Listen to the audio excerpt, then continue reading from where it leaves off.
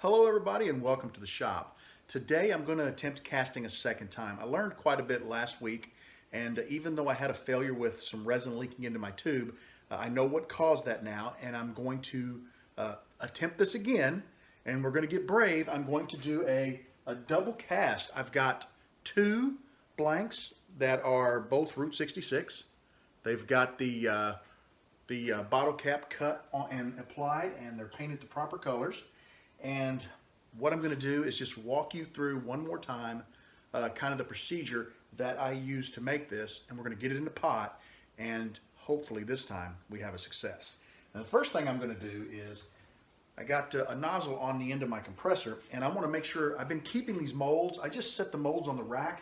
I set the rack inside the pot, and I put the lid on the pot, and that's been keeping dust. You know, there's a lot of ambient dust in the air in the shop, and that's been keeping the dust and dirt off of these so they stay as clean as they can. And I'm just going to blow out any loose dust that might be in either of the cavities. Sorry, I should have probably finished talking before I said that. I just blew the dust out of the two cavities. Now what I'm going to do is we've got some Stoner mold release. This is the urethane mold release. It's designed for these molds, which are designed to be used with Alumilite. If you plan to do some casting, you might want to contact someone like Fred Wisson over at P-Town Subby. That's PTOWNSUBBIE.com. And Fred builds these molds. He makes these molds. And if you're going to cast with something different than Alumilite, he will have a mold. He can tell you which one to use, and he had two different types of Stoner, and Alumilite for, this is for the Alumilite molds, and the other one happened to be for the other molds, and I don't remember what they were because I was only talking to him about Alumilite. So that's enough. I'm going to go ahead and shoot the inside cavities of both sides. Okay. Now what I want to do is I'm going to adjust you down to the table so you can kind of see. I've got my tubes, and I think Michael DeLauter had a great idea last week about inserting the tubes with the bottle cap down. So that's what we're going to do. I'm going to slide one of them in there, and I'm going to slide the bottle cap in the other side. There we go. And I'm really going to work hard, to force these bottle stoppers into either end of this blank. And you can see now, you see a little gap on top, see the bottle stopper there, and see the bottle stopper down at the bottom. That's what you want because when you take this out of the mold, you'll just trim that right off. Let me get another bottle stopper here. Okay. I should have probably had these out so this went a little quicker. Slide in my bottle stopper. What I'm trying to also do is I've got mold release on the mold. I'm trying to be very careful not to get the bottle stoppers against the mold release because I don't want to have the resin release from my I said bottle stoppers, the tubes. I'm trying to keep the tubes from touching the outside of the mold because I don't want to take a chance at getting resin on them. Now you can see we got a double mold there. Now with the resin, I'm not going to make you watch the pouring and the weighing and all of that. We're going to speed this up a little bit. It takes 24 grams of resin to fill one of these cavities. So 12 grams A, 12 grams B, equal parts. This is going to be 48 because I'm filling two. Okay, so what I'm going to do is I'm going to shut the camera off. What I'm going to do first is I'm going to go put this in my toaster oven. So let me turn you around there. You can see, pardon the shop, it's really messy. I got my toaster oven over here.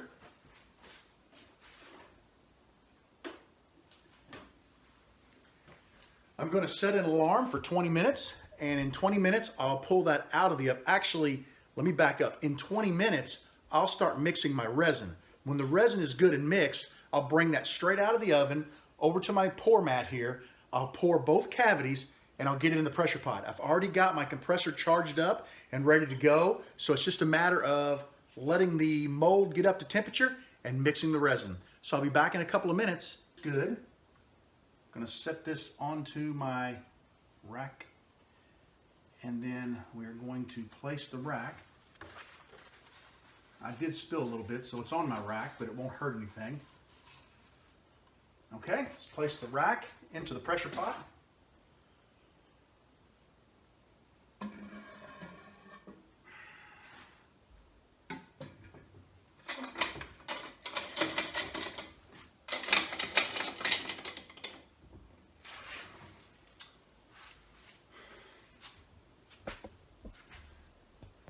I've got 58 pounds of pressure in my pressure pot. I'm going to keep a close eye on it for the next couple of hours. I'll leave that in there for about 2 hours. And the reason why is I noticed a little bit of hissing, so I tightened the bolts down just a tiny bit because I had a little bit of an air leak back here. So what I'll do is I'll get some silicone grease when I break this pot down, when these molds are done, and I'll apply a bead of silicone grease to the seal in hopes that that'll help it seal better and avoid the leak. Beyond that, I'm holding 58. I feel pretty good about that. I'm going to watch the clock, and in about 2 hours I'll be back and we'll break this down and see what they look like. It's been 2.5 hours since I put my mold in the pressure pot, and I'm ready to remove it. Let's keep our fingers crossed that this one turned out really nice. I'm super psyched, I'm super excited, and I can't wait to see what it looks like.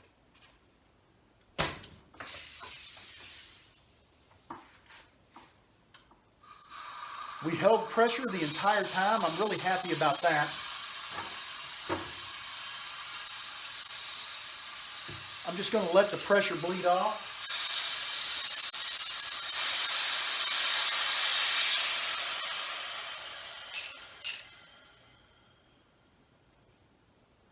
All right, we're down to 0. Let's pop the top and see what she looks like.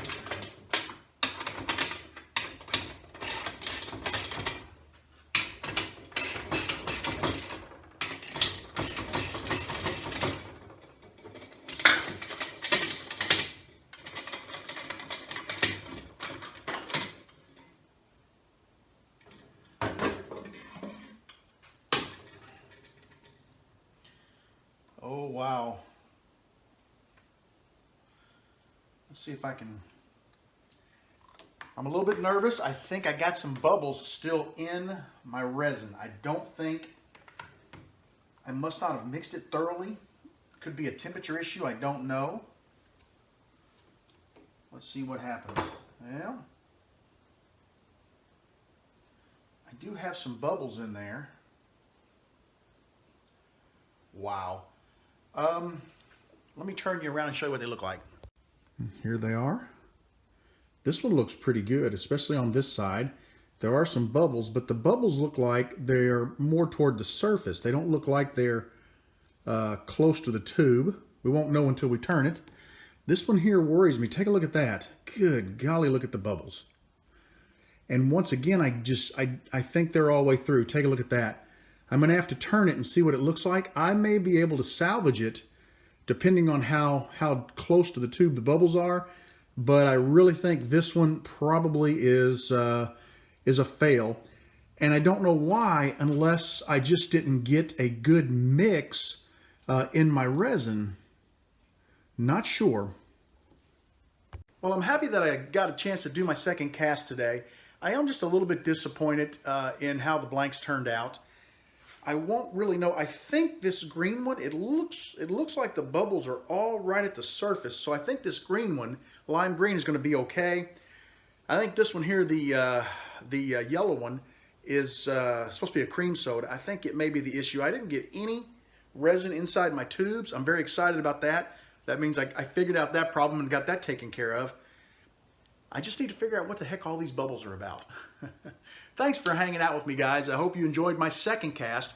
I'm going to turn right around, make a third cast today. I'm not going to record that one. I will shoot some photos and put them over on Instagram. So if you're interested in keeping up with this and seeing what goes on, check out my Instagram channel. It is, just go to Instagram and look up at RJBWoodTurner.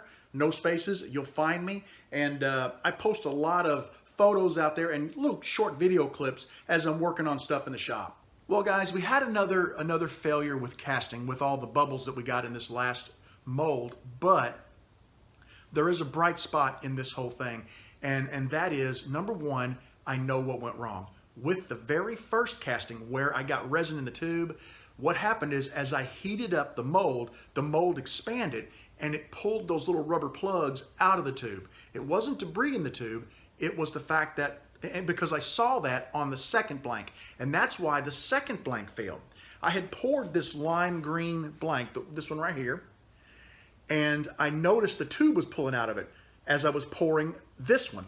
So I stopped pouring, forced the tubes back in, and then I poured the rest of the resin into this particular mold cavity.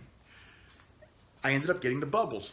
I called my buddy, and the first thing he said to me was, what does the back of the mold look like, or the molded pin? Is it rough or smooth? And there it is right there, and it's rough. And he said, you made 2 pours, didn't you? Yeah, how did you know that? He says, because when you heat the mold up, the resin is an exothermic reaction. When you combine those 2 parts, they start getting hot, and that's the chemical reaction that causes this resin to set. By using a heated mold, it sped that process up a little bit, and the resin started to do its thing. Bubbles were coming to the top. I poured another layer over it. I trapped those bubbles inside of that mold. So the second one was my fault. So first problem, rubber stopper came out. Second problem, don't stop pouring. Pour your mold start to finish before you stop. If I would have done that, I probably would have been okay. But I want you guys to know that when that got done, later in that day, I did not film it, but I went back and I did another pour. And then the very next morning, I did another pour. And what I've got is, let me set those down. This is pour number 3, and they are absolutely perfect and beautiful. No bubbles. The very next morning, I came out, I did pour number 4, and once again, absolutely beautiful, no bubbles. So, now that I know what some of the pitfalls are, I was able to recreate and make 4 gorgeous blanks. I have contacted Route 66, and I'm waiting to hear back from them. I asked if they could shoot me over 2 more bottle caps that match these. I do believe the lime green one is probably okay. I poured a little extra resin on top of that one just to kind of level it off, and the bubbles seem to be far enough away from the tube that they're not going to affect anything. But just to be safe, I asked for 2 more caps, and hopefully they'll send them to me, and I will reshoot the tubes and recast those. Another question that I had via Instagram was, are you going to show us how to make these tubes? And I am. I actually did one of these a while back, but I'll go back and from scratch, I'll show you. I've made a couple of nice little changes, and we will make one of these and we will cast it when I get the other 2 tubes. And I'll do a short video for you guys, and I'll keep it short. I won't go through all the mixing and all the other stuff. I'll just, because you've seen that in the main video, I changed nothing. I just made sure the tubes were tight and no double pours, and these were perfect, exactly what I did in the first video. Wow, that was a mouthful, but I'm excited. I finally figured it out. This is going to open up the door for a lot of fun. We're going to be able to make a lot of blanks, and should be some fun turning. And I've got a box of goodies back here that was sent to me that I'm going to cast, and I'm very excited about the potential and the possibility that this offers. I'm going to let you go for now. I want you to know that you are always welcome in my shop. Come back and see me again real soon, and have a great evening, everybody.